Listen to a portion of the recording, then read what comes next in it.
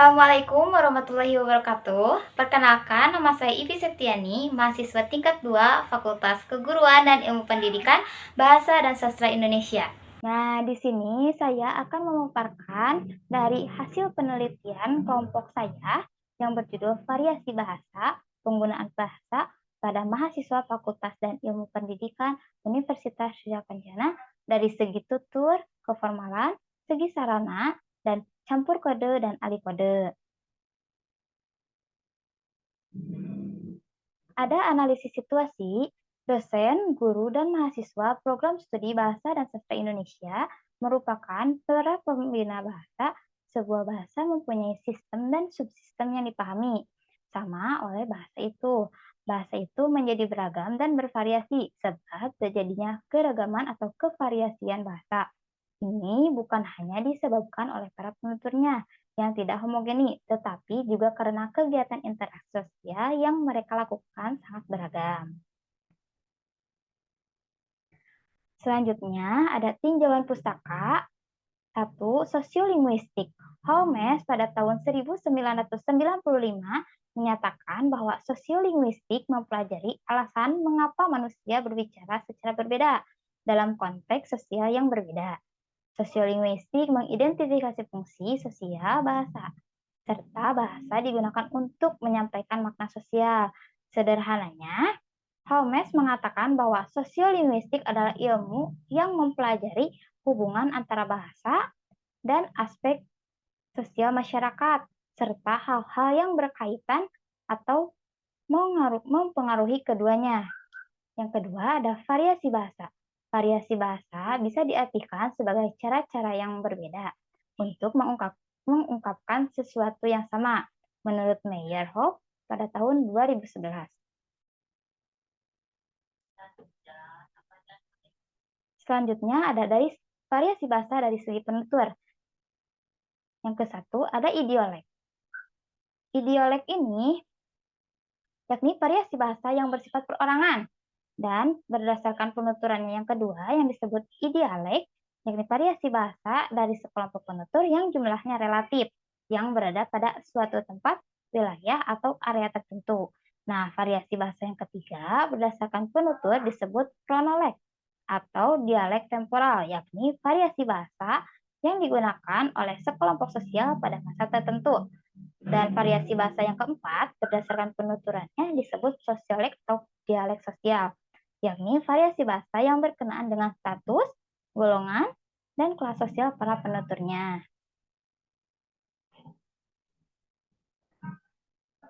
Selanjutnya, dari segi keformalan, berdasarkan tingkat keformalannya, Martin Jus pada tahun 1967 membagi variasi bahasa atas 5 macam gaya, yakni Inggris, style, yaitu gaya atau ragam beku frozen, gaya atau ragam resmi formal, gaya atau ragam usaha konsultatif, gaya atau ragam santai casual, dan gaya atau ragam akrab intimate.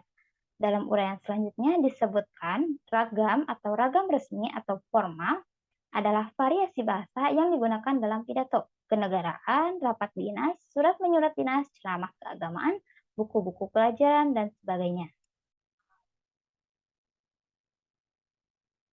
Selanjutnya, dari segi sarana, variasi bahasa dapat pula dilihat dari segi sarana atau jalur yang digunakan. Dalam hal ini dapat disebut adanya ragam lisan atau ragam tulis, atau juga ragam dalam berbahasa dengan menggunakan sarana atau alat tertentu, misalnya dalam bertelepon dan bertelegraf. Yang kelima, alih kode dan campur kode. Alih kode, kode switching atau alih bahasa code adalah penggunaan variasi bahasa lain atau bahasa lain untuk menyesuaikan diri dengan peran atau situasi lain atau karena adanya partisipan lain menurut Krida Laksana 1993 pada bukunya halaman 9. Dan campur kode ini sering dijumpai dalam peristiwa komunikasi yang ada di masyarakat multilingual. Campur kode, kode mixing adalah penggunaan satuan bahasa dari satu bahasa ke bahasa lain untuk memperluas ragam bahasa, termasuk di dalamnya pemakaian kata, klausa, idiom, sapaan, dan sebagainya. Menurut Krida Laksana pada tahun 1993 pada bukunya halaman 35.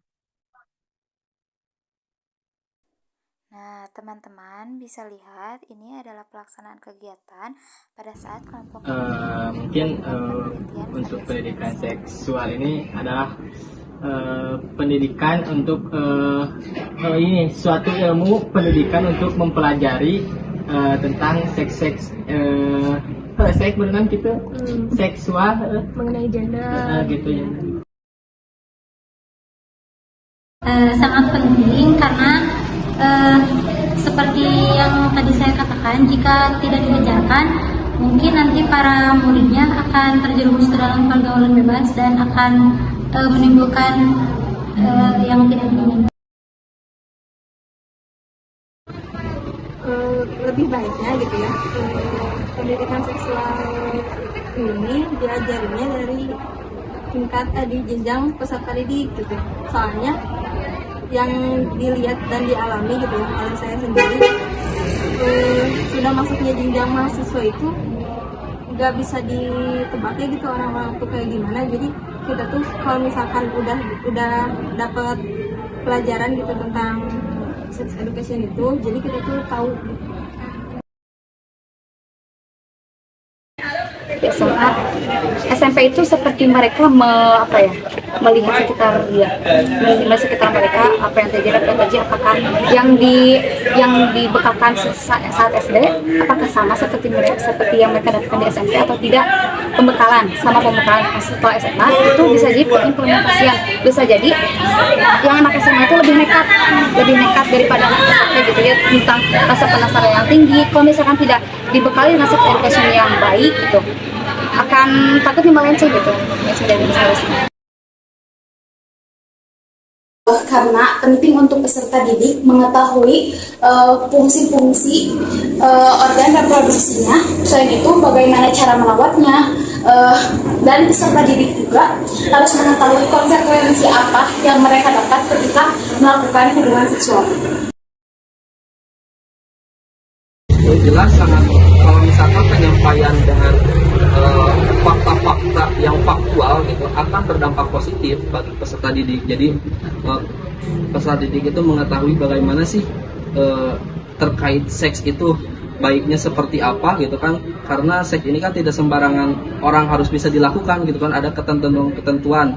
Adapun juga dasar hukumnya pun ada, tapi saya lupa sih dasar hukumnya apa. Yang penting itu ada undang-undangnya terkait seks itu yang dapat dilakukan. Itu kan harus adanya pernikahan dulu. Kalau secara agama kan mungkin dari tingkatan usia, tapi secara hukum negara itu harus ada pernikahan. Yang mana pernikahan itu kan bagi perempuan di usia 18 tahun dan bagi pria itu 21 tahun ke atas. Itu sih salah satu dasar hukumnya gitu kan. Dari hasil yang tadi bahwa ada beberapa narasumber yang menggunakan variasi bahasa. Nah, kebetulan narasumber yang saya wawancarai itu tidak menggunakan variasi bahasa sama sekali. Terlihat pada transkrip wawancara ini.